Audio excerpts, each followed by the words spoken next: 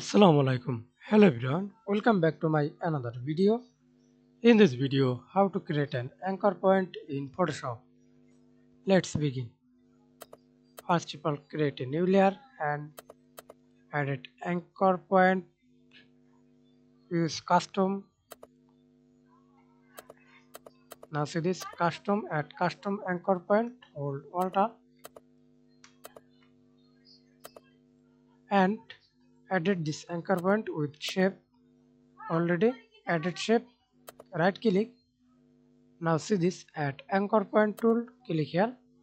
Then click anywhere and edit anchor point.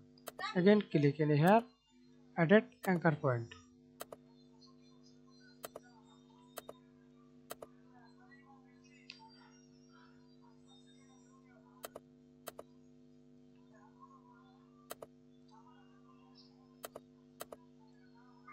Change the color, resize, press Ctrl T, hold shift, fix size. Do not hold shift, custom size. Thanks for watching video. Please subscribe to my channel, like, comment, share.